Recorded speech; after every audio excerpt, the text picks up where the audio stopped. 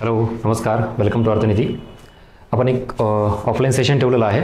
गट क मुख्य परीक्षा जी आत्ता येणारी आहे 21 सप्टेंबरला, त्याच्या संबंधित लास्ट रिव्हिजन स्ट्रॅटेजी, ती पण कशावर बेसिस आहे, PYQवर. आता ॲक्च्युली याच्या बाबतीत एक काय प्रॉब्लेम झाला आहे बघा. राज्यसेवा मुख्य परीक्षेचा किंवा राज्यसेवेचा जो काही सिलेबस आहे तो आपल्याला इकडं कंबाईन आणलेला आहे. कंबाईन गट ब आणि गट क दोन्ही एक्झामला. मग सिलेबस पण चेंज झालेला आणि पॅटर्न पण चेंज झालेला आहे. याच्या अगोदर काय असायचं, PSI, STI, ASO सगळ्यांचा वेगवेगळा सिलेबस. त्यात STIला इकॉनॉमिक्स जास्त असायचं, PSIला लॉज असायचे वगैरे.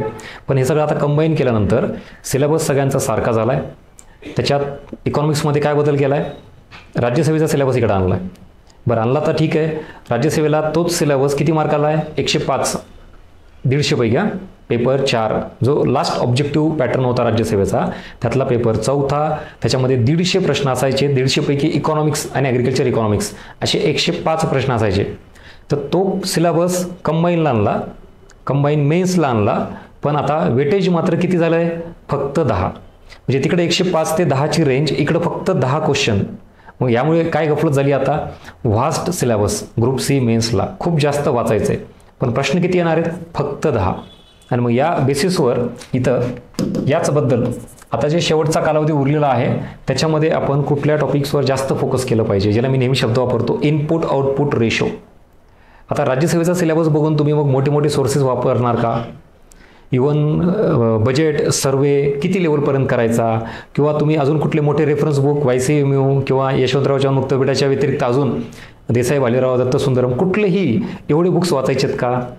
प्रश्न किती येणार आहेत, 10च. आणि मग एवढा सगळा व्हास्ट एरिया वाचून आउटपुट तर तेवढं आलं पाहिजे.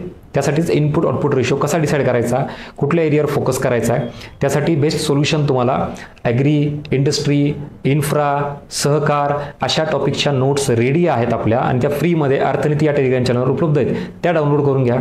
इवन योजनाचं कंपायलेशन पण दिलेलं आहे. बरं, अर्थतज्ञ व सिद्धांत, आता मुख्य परीक्षा म्हणल्यावर याच्यावर एखादा प्रश्न अपेक्षित असतो, तोही एरिया कंपाईल करून दिलेला आहे. म्हणजे या सगळ्या गोष्टी दिलेल्या आहेत, त्या कशा वर्कआउट करायच्या याबाबत एक गायडन्स म्हणा, किंवा त्याच्याबाबत एक लास्ट रिव्हिजन स्ट्रॅटेजी म्हणा. गट क ची हे ऑफलाईन सेशन आपलं असणार आहे 4 ऑगस्ट सोमवारी दुपारी 3 वाजता. Revision strategy for highest input output ratio. आता कन्फ्युजन तुमचं असं आहे की खूप सिलेबस आहे, पण मग वाचायचं काय? बरं, त्यातही मुख्य परीक्षेचे पेपर तुमचे मोजकेच अवेलेबल आहेत. असं नाही की 7-8 वर्षापासून मुख्य परीक्षा घेतली जाते, त्याच्या बेसिसवर मी ठरवलं जातो. फक्त 3 पेपर झालेले आहेत तुमचे जस्ट या मेन्सचे. आणि मग याच आत्तापर्यंत झालेल्या या नवीन पॅटर्ननुसार संयुक्त मुख्य परीक्षेच्या मागील प्रश्नपत्रिकांचा आढावा घ्यायचा आहे आपल्याला. त्यातून इम्पॉर्टंट टॉपिक्स असेल, एरिया असेल, काही की पॉईंट्स आहेत, याबाबत आपण डिस्कस करू. तुमच्यासमोर डायरेक्टली आयोगाचे पेपर्स असतील. PYQच्या आधारावर मग याच बाबतीत आपण रिव्हिजन स्ट्रॅटेजी काय असली पाहिजे ते बघू.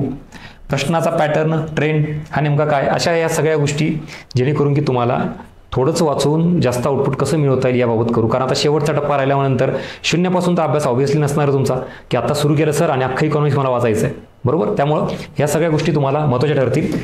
या सेशनला जॉईन करायचं असेल तर या नंबरवर तुम्हाला तुमचं नाव, मोबाईल नंबर म्हणजेच रजिस्ट्रेशन करावं लागेल. आपला ॲड्रेस हा आहे, इथं तुम्हाला मेन्शन केलेला आहे, नारायणपेठ पोलीस चौकीच्या जवळ. हे मी अजून झूम करतो, तुम्हाला लक्षात येईल.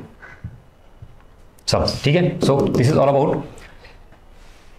सेशन इन्फॉर्मेशन, म्हणजे या सेशनला काय यावं, आल्यानंतर तुम्हाला काय मिळणार आहे याची इन्फॉर्मेशन आहे. कारण तुम्ही जो काही 1 तास 1.5 तास देणार आहात, तर ते अभ्यासाचा एक सगळा क्रुशियल पिरियड चालू आहे सध्या आता. तर तो देऊन इकडं काय आउटपुट मिळणार आहे याची एक थोडीफार काय म्हणतो तुम्हाला आयडिया यायला पाहिजे, म्हणून मी हे सेशन घेतलेलं आहे. सो नक्की भेटू. इथे डेट दिलेली तुम्हाला 4 ऑगस्टला दुपारी 3 वाजता.